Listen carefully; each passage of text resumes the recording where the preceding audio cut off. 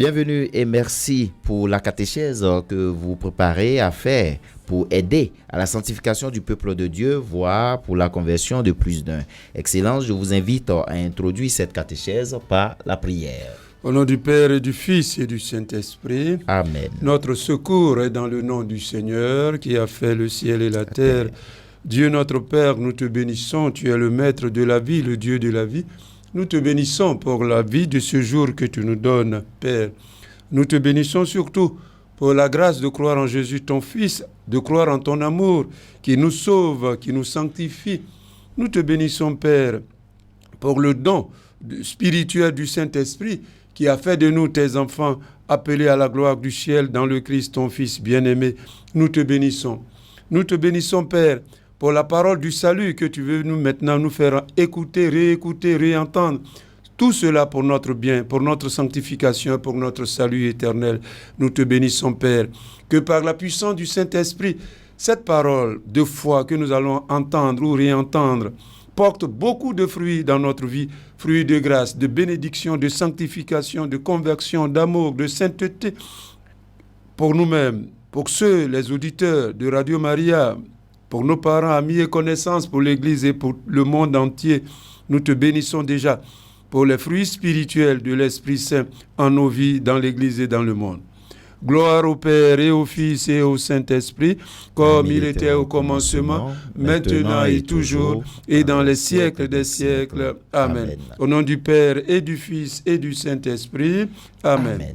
Aujourd'hui, dans ce grand thème, l'Esprit Saint qui vient au secours du chrétien dans la souffrance, et nous allons donc poursuivre, Monseigneur, n'est-ce pas, avec la dernière épisode de ce grand thème, la vie chrétienne dans l'Esprit Saint. Oui, tout à fait. Non, en fait, c'est pas le dernier point de la vie chrétienne dans l'Esprit Saint. C'est la dernière partie de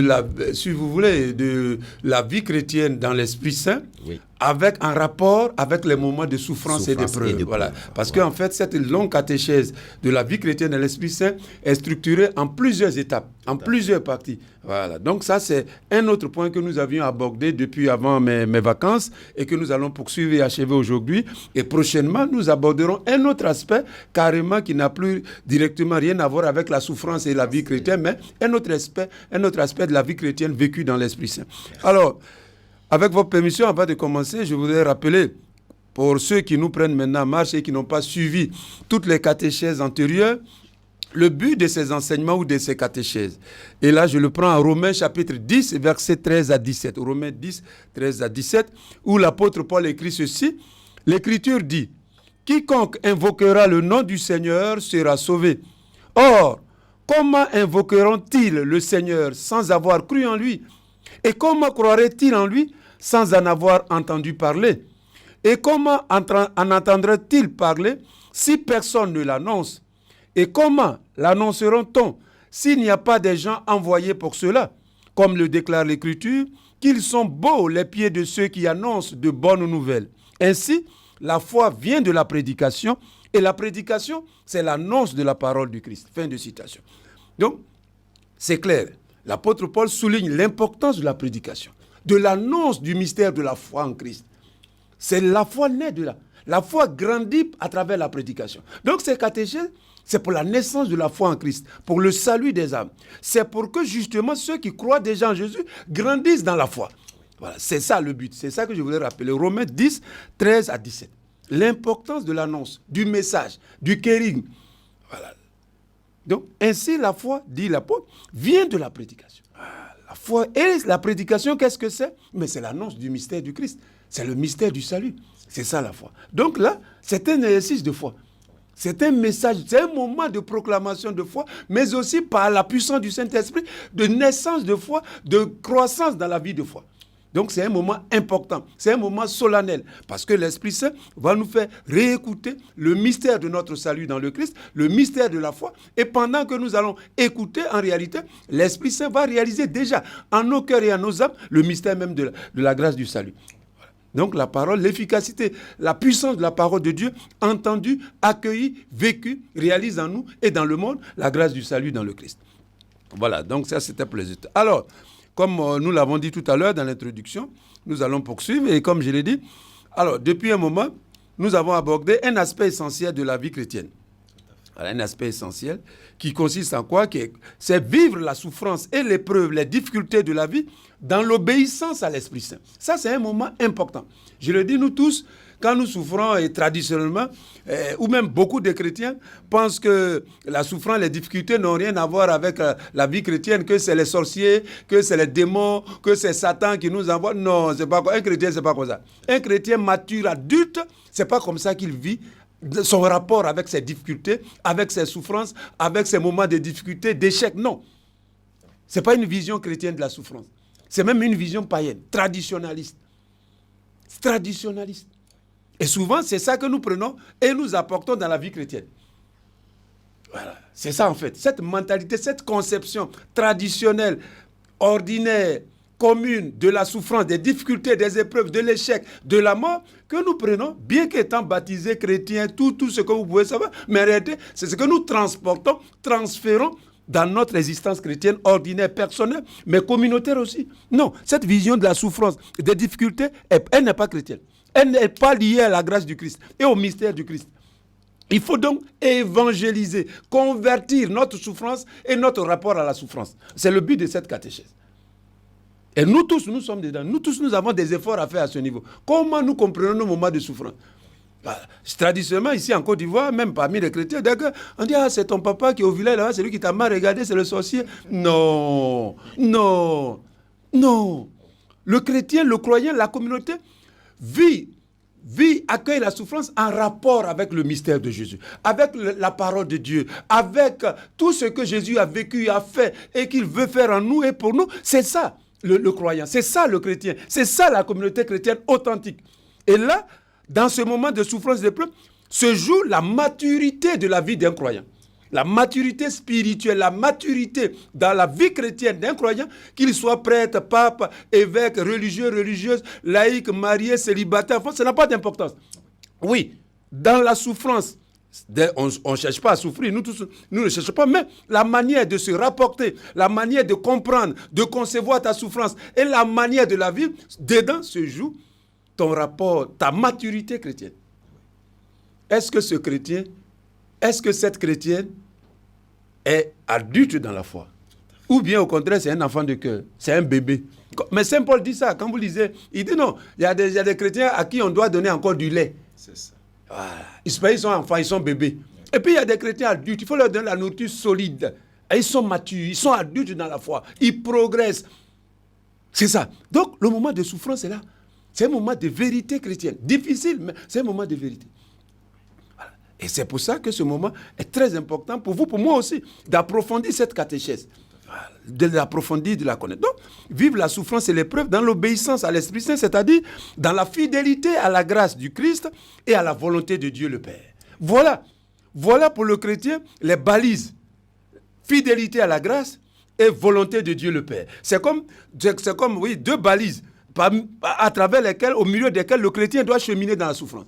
Est-ce que je suis fidèle à la grâce du Christ dans ma conception de la souffrance, des difficultés, de mes échecs, de mes parents, de ma femme, de mes enfants, de l'Église et du monde?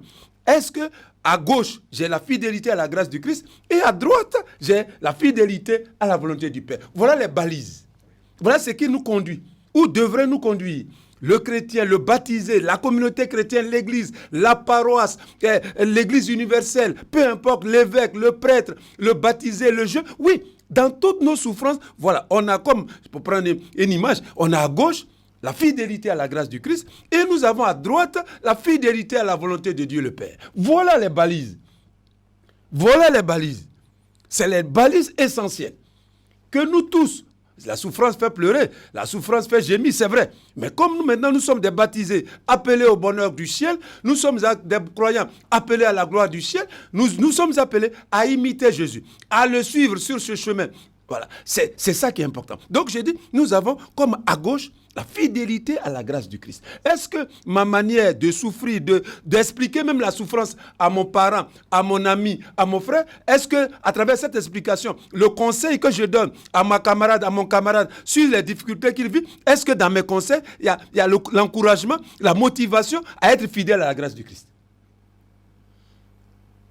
Est-ce que aussi il y a la motivation à être fidèle, à réaliser, à vivre dans sa souffrance la volonté de Dieu le Père? Voilà pourquoi j'appelle les 2 balises. Les 2 balises essentielles. Essentielles. Voilà, du croyant, de la communauté chrétienne, dans les moments d'épreuve, de difficulté, de mort. Voilà. Être fidèle à Dieu, au Christ, même dans la mort. Même dans la mort.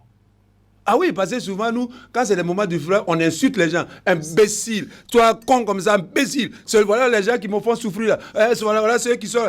si Dieu pouvait descendre avec le feu et puis les tuer là. Ah, mais ce serait bien. Ah, Seigneur, faut pas les rater. Hein? Non, faut pas les rater. Hein? Non, non. Ceux-là, ils sont mauvais. Ils sont mauvais. Ah, non. Non, ils font exprès. Non, ma camarade, c'est exprès, ils font là. Ah oui, ils savent ce qu'ils font. Ils font exprès. Non, Dieu, faut envoyer le feu. Le feu n'a qu'à descendre sur eux. Le feu n'a qu'à les foudroyer, Seigneur. Nous tous, c'est comme ça. Oui. Quand on est dans la souffrance, la difficulté, les incompréhensions, les calomnies, notre cœur, notre âme, comme explosé, disloqué. Oui. Et nous péchons gravement. Gravement. Parce que ça, c'est péché. Voilà. Alors, reprenons quelques textes. En Marc, qu'on avait déjà lu, Marc chapitre 13, verset 11, où Jésus dit, lorsqu'on vous arrêtera pour vous conduire devant les tribunaux, ne vous inquiétez pas d'avance de ce que vous aurez à dire, car ce n'est pas vous qui parlerez, c'est l'Esprit Saint qui parlera en vous. C'est l'Esprit Saint qui parlera en vous. C'est l'Esprit Saint qui... Donc, le moment de la souffrance, des difficultés, ce n'est pas un moment où Dieu, entre guillemets, abandonnerait les croyants. Bien au contraire. Il y a l'assistance de Dieu par la puissance du Saint-Esprit. C'est Jésus qui le dit à ses disciples, aux croyants, à la communauté chrétienne. Ce n'est pas vous. L'Esprit Saint vous assistera. L'Esprit Saint, Dieu ne vous abandonnera pas. Même si les apparences, même si l'extérieur montre que Dieu vous abandonne, c'est faux. Vous aurez l'assistance intérieure, spirituelle, dans les profondeurs de votre être, de votre cœur, de votre âme. Oui, la présence, l'assistance, la puissance de l'Esprit Saint.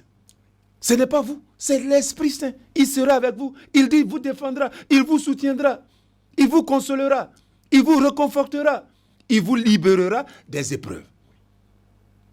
Assistance. Donc le chrétien, au-delà des apparences, est appelé dans la foi au Christ, dans la fidélité à la foi, à la grâce du Christ, à la volonté, à croire en l'action de Dieu, en l'assistance de Dieu au milieu des épreuves, au milieu des difficultés, au milieu des combats, au milieu des pleurs et même dans sa mort. Donc, Marc chapitre 13, verset 11, c'est la même chose. En Luc chapitre 12, verset 11 à 12, où Jésus dit, c'est la même chose. Quand on vous conduira pour être jugé dans les synagogues ou devant les dirigeants ou les autorités, ne vous inquiétez pas de la manière dont vous vous défendrez ou de ce que vous aurez à dire, car l'Esprit Saint vous enseignera à ce moment-là ce que vous aurez à dire. Donc, Luc chapitre 12, verset 11 à 12. C'est clair. Les croyants, Dieu n'abandonne pas en Jésus le croyant. Dans l'épreuve, dans les difficultés, il assiste, il est avec lui, justement. C'est parce que sans l'Esprit Saint, il est déjà difficile d'être fidèle à la grâce. Mais encore plus dans la souffrance, dans la difficulté. Il est encore beaucoup plus difficile pour tout croyant, pour nous tous, d'être fidèles à Dieu, à la parole de Dieu, à la volonté de Dieu, à la grâce du Christ. Encore, encore plus dans le moment de souffrance, d'épreuve, de difficulté, d'incompréhension, d'échec. C'est pour ça que l'Esprit Saint encore est là, est donné, est diffusé, est répandu puissamment à nos cœurs. Il est déjà là, mais d'une manière intense, d'une manière puissante, pour nous orienter, pour nous guider, pour nous éclairer, pour nous donner la lumière divine, spirituelle, au milieu des ténèbres, au milieu de la nuit de la souffrance, car la souffrance, l'épreuve des épreuves constitue une nuit intérieure, une nuit, le l'âme, comme dit Saint Jean de la Croix, c'est une nuit intérieure, spirituelle, où le cœur, les profondeurs de l'être sont comme dans l'obscurité. Et comme dirait l'autre, tu es dans l'obscurité. Oui, l'obscurité, oui. Dans les moments de souffrance, dans les moments de difficulté, oui, les profondeurs de l'être humain est comme plongé dans les ténèbres, dans l'obscurité, dans la nuit. Pour se diriger, c'est très difficile. Pour distinguer la lumière de ces ténèbres-là, c'est très difficile. Et souvent même, les autres qui prétendent nous aider, au contraire, ils viennent nous embrouiller plus. On dit, ma camarade, il y a ceci. C'est-à-dire, on ne te laisse même plus vivre en silence à ce moment de souffrance. On vient t'embrouiller. Ils pensent plus te faire, mais en fait, ils te font souffrir en plus. Les propositions viennent de partout. Oui, de partout. Toi-même, tu ne sais même plus. On dit, il y a tel gars ici, il y a tel là. Tu es embrouillé. Donc, C'est important. C'est vrai qu'au moment, quand on souffre, quand on éprouve, on cherche à, entre guillemets, à se sauver à tous les prix, à tous les coups, mais c'est dangereux. C'est dangereux au plan spirituel. Oui. Parce que tu es très vulnérable au plan spirituel. Et tout homme, toute personne humaine peut t'entraîner dans le décor. Au plan spirituel, il peut t'entraîner en brousse. Et faisons attention, justement, dans la souffrance, en même temps qu'il faut écouter, en même temps il faut s'écouter, c'est-à-dire un moment de silence, de calme, de sérénité est très important pour justement distinguer le faux du vrai dans la souffrance. Mais si on se laisse noyer par les bruits, par ceci, par cela, là tu es encore plus. Et tu souffres 2 fois plus que la souffrance elle-même. Donc dans le livre des Actes des Apôtres, Actes chapitre 6, versets 9 à 10, rappelez-vous le cas de notre frère Étienne. Un jour, on vit intervenir, ça c'est le cas d'Étienne, les gens d'une synagogue, la synagogue dite des esclaves affranchis, des Cinéréens, des Alexandrins, et aussi des gens originaires de Cilicie et de la province d'Asie. Ils se mirent à discuter avec Étienne. Mais sans pouvoir tenir tête à la sagesse et à l'Esprit Saint qui inspirait ces paroles. Sans pouvoir tenir tête à la sagesse et à l'Esprit Saint qui inspirait les paroles d'Étienne. L'assistance encore, la présence du Saint-Esprit, la manifestation spirituelle, intérieure, mystique du Saint-Esprit dans la vie du croyant, qui est docile à Dieu, à la volonté de Dieu, l'Esprit Saint nous est donné. C'est l'Esprit Saint qui est notre force, la force du chrétien dans les moments d'épreuve, dans les combats spirituels, c'est l'Esprit Saint. C'est l'Esprit Saint. Et c'est pourquoi c'est très important. On doit invoquer, prier l'Esprit Saint à tout moment. Mais on doit le prier plus encore dans les moments de souffrance, dans les moments de persécution, dans les moments de difficultés, dans les moments d'échec, dans les moments... dans tous nos morts, nous devons encore plus invoquer l'Esprit Saint, chanter le nom du Saint-Esprit pour que Dieu le ravive en nos cœurs, pour que Dieu le diffuse davantage, pour qu'il se manifeste et nous fasse sortir justement des ténèbres, de la souffrance, des épreuves, des difficultés, du combat spirituel et nous oriente sur le chemin du salut, sur le chemin de la vie parfaite. Donc, ça, c'est un moment important. Personne d'entre nous ne peut à lui seul vaincre la souffrance. Personne. Personne. Ce n'est pas question de catch. Ce n'est pas les plus costauds ou bien quoi. Non, il n'y a pas ceci. C'est intérieur. C'est dans l'âme, dans les profondeurs de l'être que se manifeste l'esprit et l'esprit nous communique sa force spirituelle. Alors, nous pouvons discerner, nous pouvons analyser, interpréter, vivre selon le projet de Dieu dans le Christ, selon la volonté du Père, ces moments de souffrance. Et c'est pourquoi, justement, l'Esprit Saint nous est donné. Pour que, justement, dans nos souffrances, dans nos combats, dans nos difficultés, nous nous posions certaines questions. Qu'est-ce que Dieu veut de moi? Qu'est-ce que Dieu attend de moi ici et maintenant, dans ces moments de souffrance? Qu'est-ce qu'il veut que je fasse? Ce sont ces questions au plan spirituel, quand on est docile à l'Esprit Saint, quand on obéit à l'Esprit Saint, ce sont ces genres de questions qui surgissent, qui naissent en nous, dans nos cœurs, dans notre âme. Et qu'est-ce que Dieu veut de moi? Parce qu'en toute situation, pour le croyant, c'est Dieu qui nous conduit, c'est le Seigneur qui nous conduit. Il sait où il nous amène, même si nous, on ne sait pas toujours où Dieu nous amène. Alors, ces moments de souffrance deviennent un moment de collaboration avec la grâce de Dieu dans notre propre vie ou dans la vie des autres, de nos proches, de nos parents. Voilà. Qu'est-ce que Dieu veut? Un moment d'humilité, un temps de pardon, un moment de patience devant l'épreuve. Oui, Dieu, il a plusieurs discours. Il a plusieurs manières de nous instruire, de nous guider vers la vie parfaite, vers la gloire du ciel. Il a plusieurs manières. Et à tout moment, nous devons nous considérer comme des collaborateurs de la grâce de Dieu, dans notre propre vie et dans la vie des autres, de l'Église et du monde.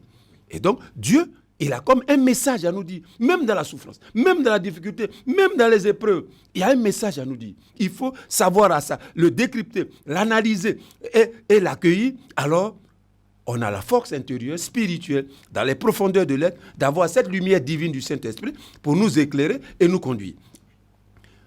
Alors justement, dans cette obéissance à l'Esprit Saint, au milieu des épreuves, des difficultés de la vie, on a commencé à expliquer les différentes significations, les différentes portées spirituelles de la souffrance.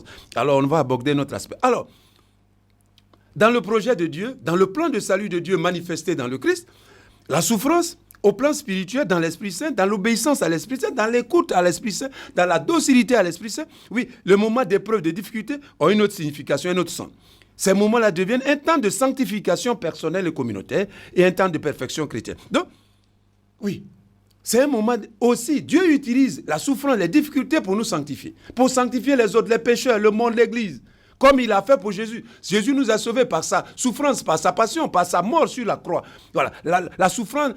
Donc pour le chrétien, dans l'Esprit Saint, oui, la souffrance a aussi une valeur rédemptrice.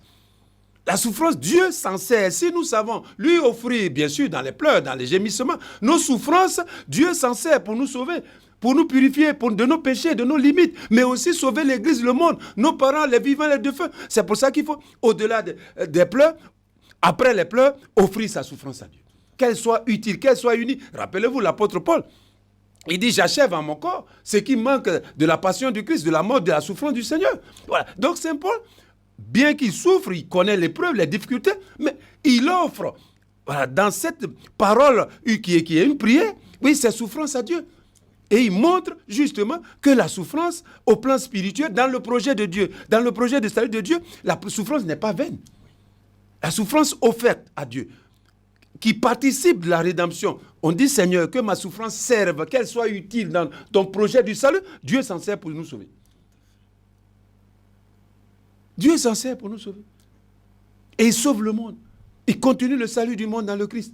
Des pécheurs, des gens qui peut-être qui ne connaissent même pas Dieu, qui ne veulent pas Dieu, mais grâce à toi, grâce à nous, grâce à l'Église, qui offre ses souffrances, qui offre dans la prière, toutes les souffrances humaines, toutes les souffrances individuelles, collectives, etc. Oui, unis aux souffrances du Christ, qui a souffert, qui est mort, qui est sur la croix, oui, la rédemption se poursuit. L'œuvre du salut se réalise. Voilà un autre mystère de la souffrance, au plan spirituel dans le projet du salut de Dieu. 1 Pierre chapitre 5, verset 10. Dieu qui donne toute grâce, lui qui vous a appelé dans le Christ à participer à sa gloire éternelle, vous perfectionnera lui-même. Après que vous aurez souffert un peu de temps, il vous affermira, vous fortifiera et vous rendra inébranlable. 1 Pierre, première lettre de Saint Pierre, chapitre 5, verset 10. Voilà. Donc, au plan spirituel, parce que je l'ai dit au début de la catéchèse, j'ai dit souvent, vous et moi, nous vivons la vie chrétienne, c'est bien. Mais souvent, nous pensons d'abord à ce que nous devons faire pour Dieu. Ce qu'on nous a appris. Qu'est-ce que tu dois aller à la messe, tu dois te confesser, tu dois payer ton dîner de culte, tu dois faire un peu de charité, c'est très bien. Mais ce n'est pas là le point de départ de la vie chrétienne.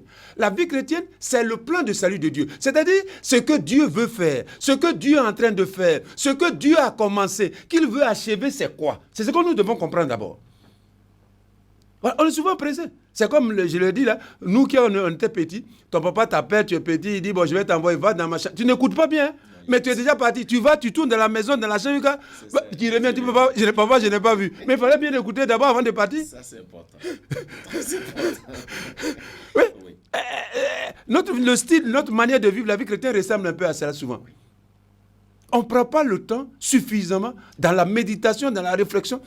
Qu'est-ce que Dieu a commencé pour le monde dans le Christ? Qu'est-ce qu'il a commencé pour moi? Où veut-il me conduire? Où veut-il m'amener? Oui, quand on comprend cela, alors on peut maintenant bien participer, on peut bien collaborer, on peut bien travailler maintenant avec Dieu à notre propre salut. Nous, on fait dire beaucoup de choses à Dieu qui ne sont pas dans le plan de salut de Dieu. Comme je parle le cas de la souffrance.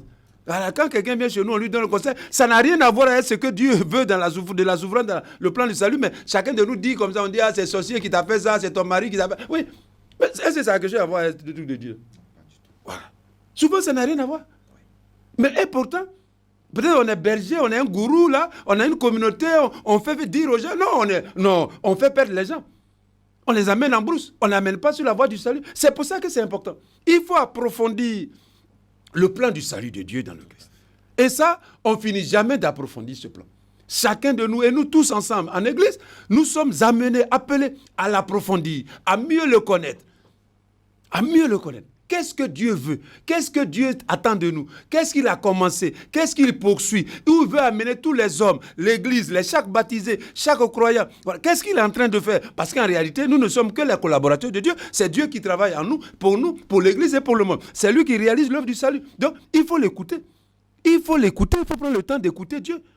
Sur notre vie, sur tout ce que nous vivons. Ça peut être les joies, ça peut être la souffrance, ça peut être ceci, ça peut être les relations avec les autres, ça peut être l'argent, ça peut être le travail, ça peut être le mariage. Oui, souvent, nous les chrétiens, on ne prend pas suffisamment. Et souvent, nous faisons dire à Dieu ce que Dieu ne dit pas.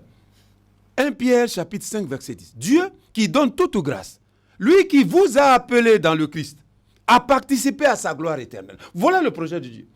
Voilà ce que Dieu a commencé. Voilà où Dieu veut nous amener dans le Christ. Toute l'humanité, toute l'Église, il nous a appelés dans le Christ à participer à sa gloire éternelle. Voilà le but atteint. Voilà le résultat attendu. Un appel à participer à la gloire éternelle dans le Christ Jésus. Et alors ce Dieu, il poursuit.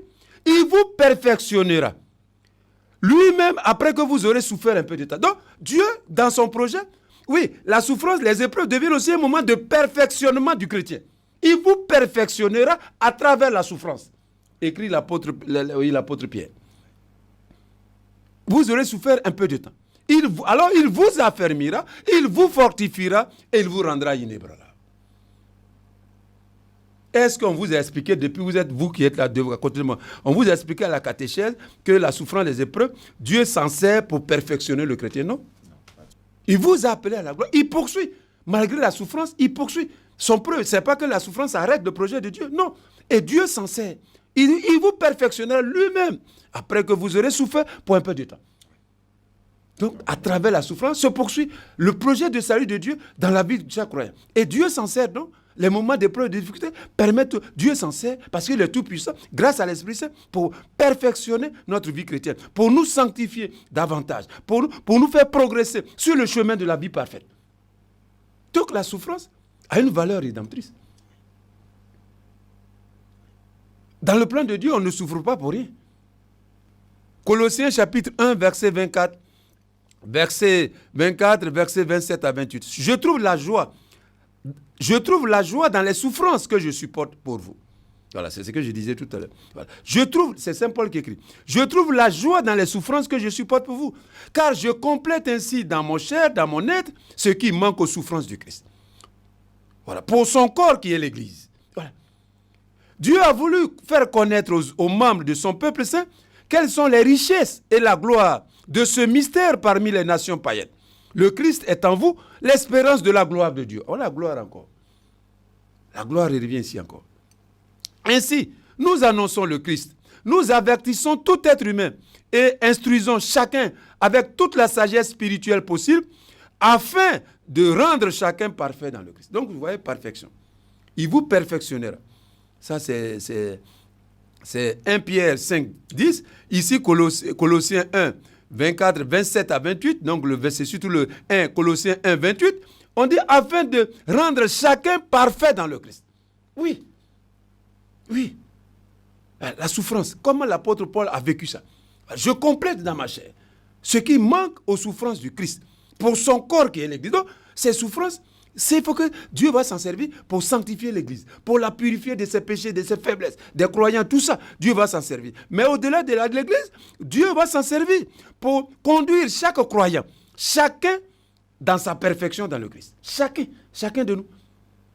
Chacun de nous. Donc la souffrance devient un moyen spirituel pour Dieu, pas nous. Parce que nous, on est incapables, nous sommes limités dans la souffrance, dans la mort, dans les épreuves, on est limités. Mais Dieu n'est pas limité. Donc Dieu s'en sert pour rendre le croyant parfait dans le Christ Jésus. Parfait dans le Christ Jésus. Et pour continuer à sanctifier, à parfaire son Église. Donc vous voyez, c'est des moments importants pour le croyant. C'est un moment important. La souffrance, pour le chrétien, ce n'est pas banal. Ça a une valeur rédemptrice, de salut, de rachat, de sanctification, de perfectionnement dans la vie chrétienne, dans la vie de la grâce, dans la vie du salut. Oui, c'est le chrétien, c'est un moment, la souffrance offerte, malgré les pleurs, pour soi, pour l'Église, pour le monde, non, a une place importante dans le plan de salut de Dieu, dans le dessein de salut de Dieu, dans le projet de salut de Dieu réalisé en Christ et qui est poursuivi dans l'Esprit Saint aujourd'hui pour tous les humains. Oui, la souffrance a une place. C'est un moyen de salut. C'est un moyen de salut. C'est un moyen de salut. Voilà, c'est bien. Prier, tout ça, ce sont des moyens de salut à la messe, écouter la parole de Dieu. Mais au plan spirituel, la souffrance aussi devient un moyen de salut. Les épreuves deviennent des moyens de salut. C'est pour ça que le croyant ne doit pas pécher dans sa souffrance. Il ne doit pas maudire Dieu, il ne doit pas parler à gauche, à droite, derrière, devant, insulter les gens, insulter tout le monde, tout ça. Non. Ça c'est une manière païenne de vie. Non. Ça c'est pas chrétien, c'est pas chrétien. Tu es baptisé, mais tu n'es pas encore bien chrétien. Tu n'es pas encore bien chrétien. Il faut faire l'effort, il faut continuer ta route. Donc, la souffrance donc et les épreuves vécues, comme je l'ai dit, pour le Christ, avec le Christ et dans le Christ, à travers l'obéissance à l'Esprit Saint, comme je l'ai dit, la fidélité à la grâce, l'obéissance à l'évangile, à la bonne nouvelle du salut, l'obéissance à la volonté du Père, oui, comme je l'ai dit, devient des moments solennels au plan spirituel et selon le projet de Dieu, des moments de salut, de grâce. Et on dit, pas seulement pour toi, pour l'Église, pour la communauté chrétienne, pour toi, pour chaque croyant, mais aussi pour l'Église et pour le monde entier. Et je l'ai dit tout à l'heure.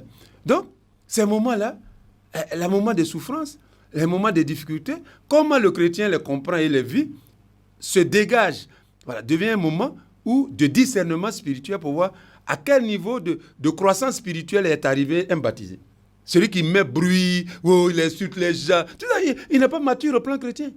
Oui, la souffrance, c'est un point ambivalent. En même temps, bien sûr, personne ne cherche à souffrir. Personne ne veut souffrir. Mais en même temps, pour le croyant, et dans la vie spirituelle, la manière d'aborder ta souffrance, la manière de la vivre avec sérénité, avec calme, avec une certaine tranquillité, bien que tu souffres, et offerte à Dieu, montre que tu es en marche dans la maturité chrétienne.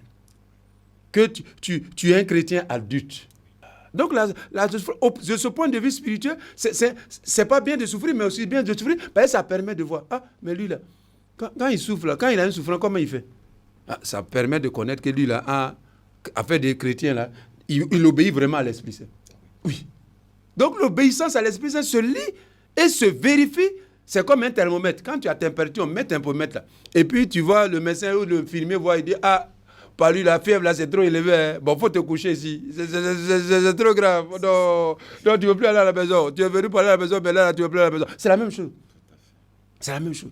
Pour le croyant ou pour une communauté chrétienne, les moments de souffrance sont des moments de réponse à Dieu, d'obéissance à l'Esprit Saint. Même dans les pleurs. Qu'est-ce que l'Esprit Saint veut de nous? Qu'est-ce qu'il attend de moi?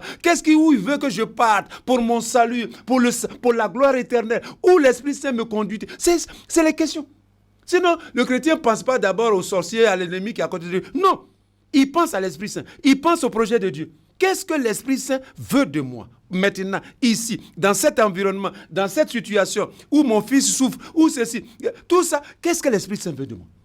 Et il te prépare, l'obéissance à l'Esprit Saint, c'est de donner à l'Esprit Saint la réponse que Dieu attend de toi dans l'instant présent, à l'événement, à la situation, à la relation. Oui, quelle réponse tu donnes? Et je l'ai dit, la première manière païenne, c'est le bruit. Un chrétien ne s'ouvre pas dans le bruit. Oui. Ça, c'est un peu païen. Oui. Il y a le bruit, comme je l'ai dit tout à l'heure. Le bruit, c'est pour ça qu'on dit. Saint Paul dit dans ses lettres, soyez toujours dans la joie. Le Seigneur est proche. Oui, dans cette confiance que Dieu nous assiste au milieu des épreuves, des difficultés, il répand, il ravive, il intensifie la présence, l'onction du Saint-Esprit dans les profondeurs de notre être, dans notre âme et dans notre corps. La première attitude d'un chrétien ou de la communauté, c'est une certaine sérénité au milieu des épreuves. Pas de bruit. Pas de bruit. Il faut vivre d'abord la souffrance dans ton âme, dans ton cœur. C'est pas au dehors comme ça. Non. Ça, c'est pas chrétien. Oui. Lisez, quand vous prenez la Bible, Saint Paul insiste beaucoup dessus. La sérénité. C'est un calme. C'est pas que tu ne souffres pas. C'est pas que tu n'as pas l'épreuve. Mais parler à gauche, parler à droite, ici, tu vas... Non. Le chrétien, parce que l'Esprit Saint intérieur, il souffre d'abord à l'intérieur de lui-même. Une souffrance accueillie à l'intérieur, dans les profondeurs de notre, vécue d'abord, assumée et offerte à Dieu dans ton âme, dans ton cœur, dans les profondeurs de ton être, où personne ne voit sauf Dieu lui-même, et Dieu seul. C'est là-bas que le chrétien, il vit sa souffrance, il accueille sa souffrance avant de l'offrir à l'extérieur, ou avant de l'offrir ou d'en parler à quelqu'un d'autre. C'est d'abord avec Dieu dans les profondeurs de ton être. C'est pour ça que vous voyez, je prie l'exemple. Bon, on a parlé plus. Vous prenez Job, vous prenez Étienne, vous prenez Paul même dans la souffrance. Tu as l'impression qu'il ne souffre pas. Tu as l'impression qu'en réalité, il ne souffre. Alors que c'est des grandes souffrances. C'est des grandes souffrances. Ils savent. Ils ne savent pas qu'ils ne savent pas. Si, ils savent qu'il y a celui qui a conduit. Mais par rapport au Christ, par rapport au mystère de Jésus, au salut, à la vie éternelle, à la gloire éternelle, non, ils sont sereins. Ils sont sereins. Donc, le chrétien dans la souffrance, la première attitude, la première expression que ce chrétien-là, il vit, il obéit à l'esprit, c'est une certaine sérénité, un certain calme. Nous, voilà.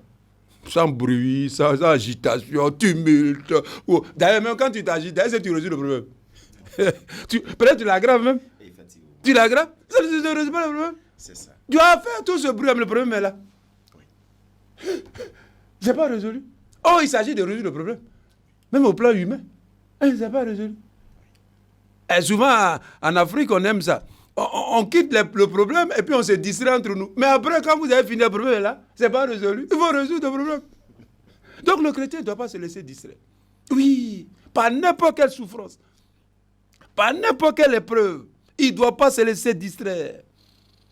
Par le bruit, par les quoi. Non. Sérénité, calme intérieur, offrande de la souffrance. Il vit la souffrance, il offre à Dieu.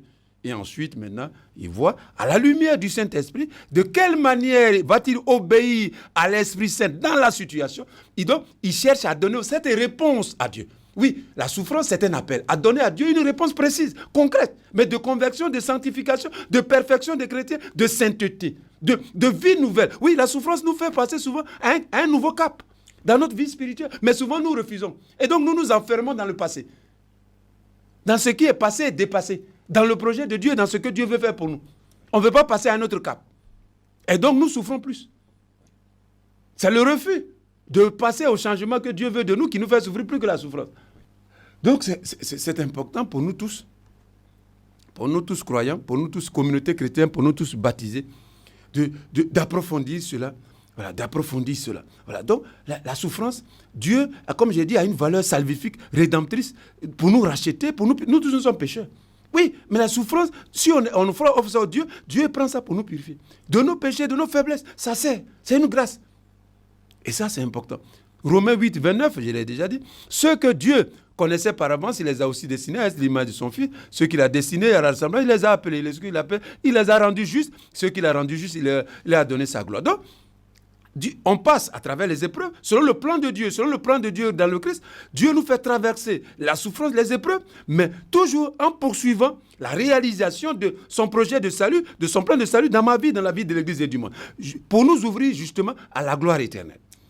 Donc, la souffrance n'est pas un obstacle pour Dieu, un obstacle pour moi, pour les humains, mais pas un obstacle. Dieu poursuit son œuvre. Donc, le chrétien doit croire qu'au-delà de la souffrance, Dieu poursuit l'œuvre du salut pour moi, pour lui, pour l'Église et pour le monde. Donc, je l'ai déjà dit, l'Esprit Saint, justement, l'obéissance à l'Esprit Saint dans la souffrance consiste aussi, donc, l'Esprit Saint accorde donc aux chrétiens, de façon spirituelle, de façon intérieure, sa force, sa puissance, sa présence, et l'invite, donc, comme je l'ai dit, à prendre position ou à faire des choix, comme je l'ai dit, par rapport au Christ. Qu'est-ce que Dieu veut de moi? Parce que, vous le savez, tous les choix ne se valent pas. Toutes les décisions n'ont pas la même importance dans la vie d'un homme, d'une communauté, de l'Église, du baptisé. Donc, les moments de souffrance deviennent encore des moments solennels au plan spirituel pour faire un choix. Dieu, il y a un appel. Il faut écouter Dieu. Et où Dieu veut-il m'amener? Mais j'ai dit, vous et moi, souvent, on voit bien le changement ou la conversion, la sanctification, la perfection de Dieu, mais le choix, mais on ne veut pas l'accepter. Donc, on dure dans la situation. On va durer dans la situation. L'Esprit Saint, par sa force intérieure, invite le chrétien justement à être patient, persévérant, à obéir à l'Esprit Saint, à s'offrir à l'Esprit Saint, à Dieu, et attendre l'heure de Dieu. Donc, à être courageux, comme je l'ai dit, patient dans l'œuvre du salut, sur la voie du salut. Donc, ça, c'est important. Voilà. Et je l'ai dit déjà, les deux déjà. L'Esprit Saint, j'ai dit tout à l'heure, Dieu, il se sert de nos souffrances, bien sûr, si on les offre, pour les autres, pour l'Église, à sanctifier l'Église, à la parfaire, nous-mêmes, à nous perfectionner le monde. Mais Dieu aussi se sert de la souffrance pour nous faire participer à la gloire de son Christ. On l'a vu, gloire, gloire, gloire. Oui. Comme le Christ est passé de la souffrance à la gloire du ciel par la résurrection, de même aussi, Dieu, selon son plan de salut manifesté en Christ, il veut nous faire passer de la souffrance et de la mort à la gloire du ciel. À la gloire du ciel. Voilà l'espérance chrétienne, la gloire du ciel, la gloire éternelle, la gloire du Christ que Dieu veut donner aux chrétiens au-delà de la souffrance, au-delà des épreuves, au-delà des difficultés, des persécutions. Une gloire sans fin est réservée aux croyants qui persévèrent, qui n'abandonnent pas, qui ne démissionnent pas, qui ne reculent pas, mais qui sont fidèles, comme je l'ai dit, à la grâce du Christ et qui sont fidèles à la volonté de Dieu le Père.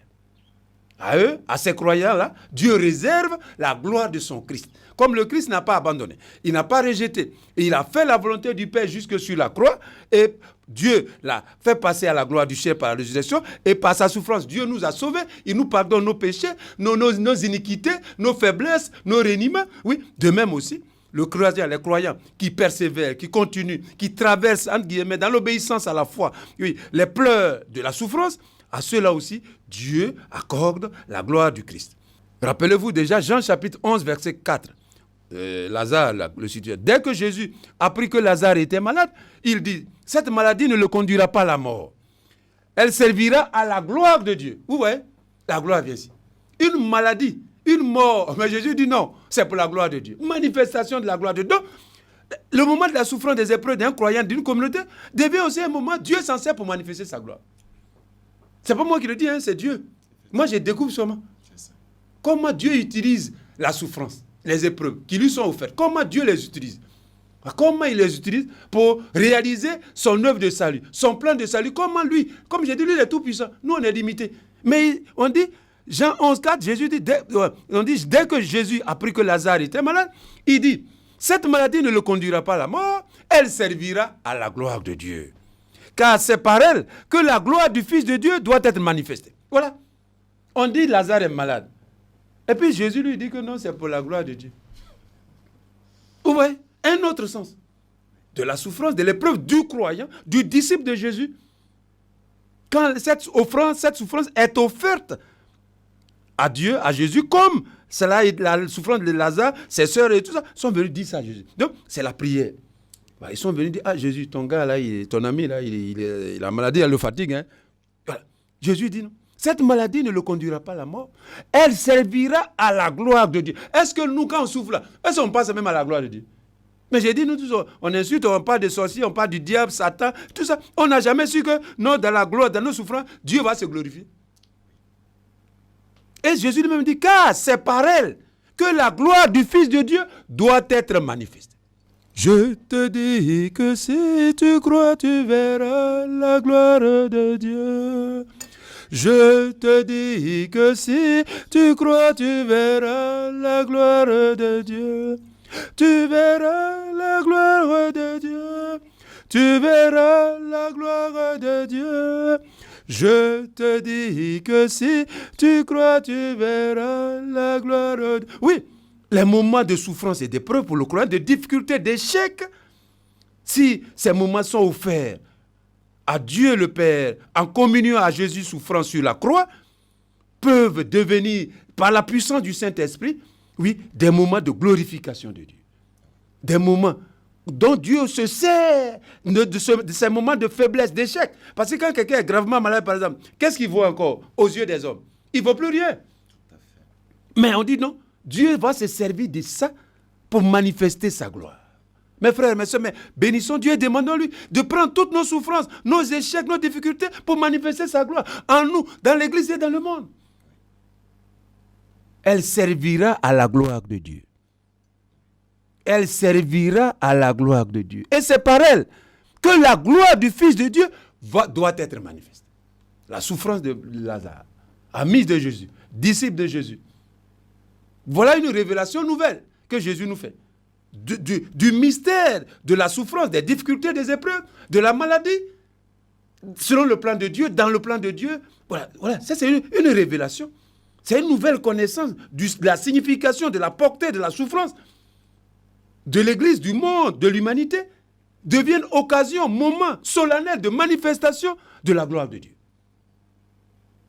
Manifestation solennelle de la gloire de Dieu, du Fils de Dieu. Le Fils de Dieu, oui, c'est par elle, c'est par cette souffrance, c'est par cette maladie de Lazare que la gloire du Fils de Dieu doit être manifestée. Jean 11, 4. Romains 8, 17 à 18. puisque nous sommes les enfants de Dieu, nous sommes aussi ses héritiers. Héritiers de Dieu, héritiers avec le Christ. Si nous souffrons avec le Christ, de manière à être avec lui dans la gloire. Et j'estime, poursuit l'apôtre, qu'il n'y a pas de proportion de commune mesure entre les souffrances du temps présent et la gloire que Dieu va bientôt manifester en nous. La gloire de Dieu que Dieu va manifester. Dans nos souffrances, à travers nos souffrances et nos épreuves, à travers nos jugements, Dieu est tout puissant. Il est tout puissant. Il est tout puissant. Donc, une autre signification. Moment de souffrance, épreuve, difficulté, vécu dans l'obéissance à l'Esprit Saint, dans la docilité à l'Esprit Saint, dans l'accomplissement malgré les pleurs de la volonté de Dieu. Oui, Dieu s'en sert pour se glorifier, pour manifester sa gloire. La gloire de son Christ qui est mort, qui est ressuscité, qui est dans le ciel. Lui qui adore les saints, les anges et les archanges. Oui, les croyants, les baptisés, les disciples qui souffrent et qui obéissent à l'Esprit Saint. Oui, offrent. C'est aussi un moment de louange, d'adoration, de glorification de Dieu. 1 Pierre chapitre 5 verset 1. J'ai été témoin des souffrances du Christ et je participerai à sa gloire qui va se manifester. 1 Pierre chapitre 5 verset 1. Colossiens 3, 4. Que le Christ soit en vous, l'espérance de la gloire à venir. Que le Christ soit en vous, l'espérance de la gloire à venir. Colossiens 3, 4. Donc, mes frères et mes sœurs, pour le croyant, pour le disciple, nous avons vu, nous avons quelques sens, quelques portées, quelques valeurs spirituelles de la souffrance, des épreuves, des difficultés, des persécutions dans le plan de Dieu, dans le plan de salut de Dieu. Voilà. Comment Dieu, il poursuit son œuvre de salut. Là, pour l'apôtre Paul, donc, pour me résumer, les souffrances deviennent... L'apôtre même va jusqu'à dire que c'est une grâce. D'abord, c'est une grâce évidemment de croire en Jésus, mais c'est une grâce aussi de souffrir pour lui. C'est une grâce. Donc, la souffrance, l'apôtre Paul dit, c'est une grâce de croire en Jésus. Ça, nous tous, nous savons ça. Philippiens 1, 29. Et tout cela vient de Dieu qui vous a fait la grâce de croire au Christ. Philippiens 1, 29. Donc, la vie chrétienne, c'est d'abord une vie de foi au Christ. À la grâce du Christ. Vivre selon la grâce du Christ. Voilà, c'est ça la vie chrétienne. Une morale de la grâce. Un comportement de la grâce. Une conduite de grâce. C'est ça la vie chrétienne.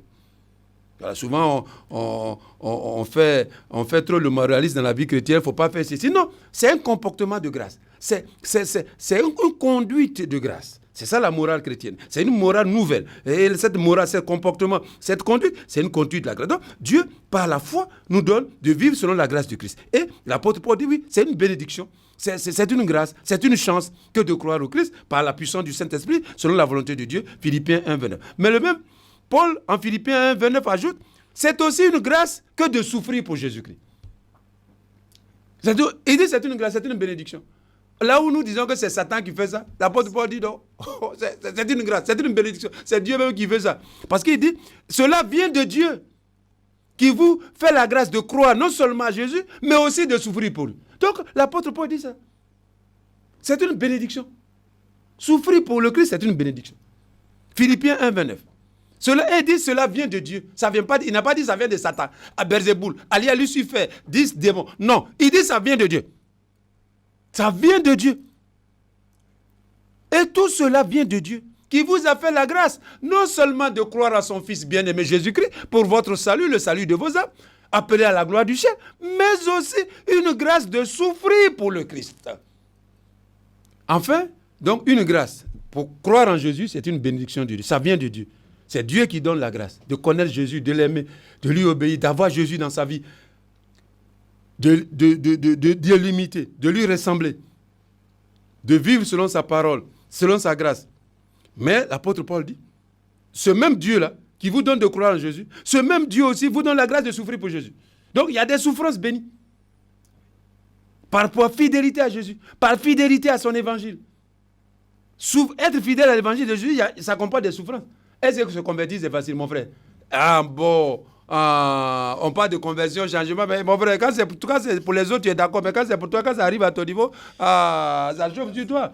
Voilà. Donc, vivre, croire en Jésus, c'est-à-dire vivre selon la parole de Jésus, selon la bonne nouvelle de Jésus, selon l'évangile de Jésus, être fidèle à la grâce de Jésus comporte des moments de souffrance. D'abord à nous-mêmes, En nous-mêmes, en chacun de nous. Se sanctifier, se convertir. Ah, mon frère, c'est pas facile. Si quelqu'un dit qu'il est facile, c'est qu'il n'a pas encore commencé. Oui. Ensuite, c'est difficile par rapport à l'environnement.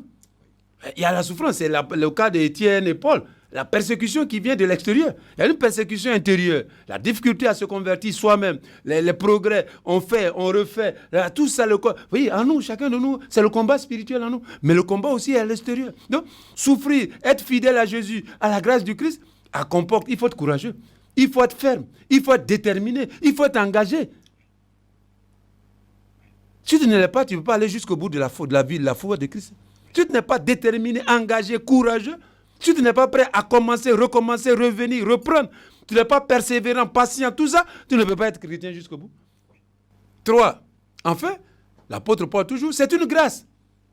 Donc, c'est une grâce, bien sûr, d'avoir part à la gloire de Dieu dans le Christ. Donc, une grâce, dit l'apôtre, grâce de croire en Jésus, grâce de souffrir pour le Christ, et grâce de participer à la gloire de Jésus. Voilà l'essentiel, les 3 aspects essentiels de l'obéissance à l'Esprit Saint dans la vie du croyant dans la souffrance. La grâce de croire en lui, grâce de souffrir pour lui, enfin, grâce de vivre avec lui dans la gloire. Voilà ce que Dieu nous réserve, ce que Dieu est en train de faire, ce qu'il a commencé pour moi, pour vous, pour l'Église et pour l'humanité. Voilà 3 aspects clés d'une vie chrétienne et du plan du salut de Dieu dans le Christ. C'est une bénédiction de croire à Jésus. Mais c'est aussi une bénédiction de souffrir pour Jésus.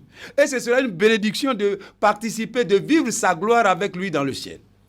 Voilà notre espérance, voilà notre foi et voilà notre vie chrétienne, authentique.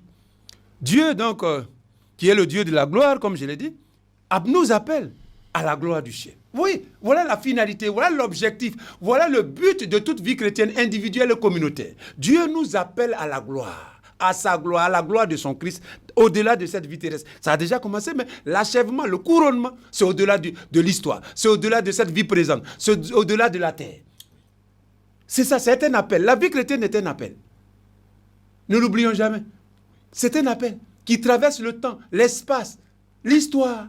Un appel qui s'achève en Dieu au-delà de la terre, au-delà de la mort. C'est un appel, un grand appel. Nous sommes des appelés. Appelés par Dieu à quelque chose. Donc, il ne faut jamais oublier ce quelque chose auquel nous sommes appelés. Sinon, la vie chrétienne devient comme on était dans une caserne militaire, comme si on était tous des mangeurs de chats, chacun paie pour lui, il appelle son ami. Oh oui, on réduirait, on appauvrirait la vie chrétienne ou la vie de l'Église en la réduisant comme si c'était un simple humanisme, des gens qui se retrouvent, qui sont des mangeurs de chats, qui se retrouvent ensemble, ils mangent et peu, ils disent, mon frère, il faut me donner aussi, et puis l'autre donne. Non, c'est un appel. Un appel à la gloire, à participer à la gloire du Fils de Dieu. C'est ça qui donne la consistance, à toute vie chrétienne individuelle, communautaire. C'est cet appel à la gloire du Christ. C'est ça qui est le projet de Dieu. C'est ça que Dieu est en train de réaliser en nous par l'intermédiaire de la communauté chrétienne. Et par la foi, c'est à cela que Dieu nous a appelés. Nous sommes des appelés. Nous ne l'oublions jamais. Sinon, la vie chrétienne devient pauvre. Elle devient triste. Elle devient comme si c'était sociologique, comme si c'était un purement, comme j'ai dit là, un groupe de mangeurs de chats qui se retrouvent, ils causent un peu, chacun donne à son frère, l'autre est là. Non! La vie chrétienne est ouverte à la gloire.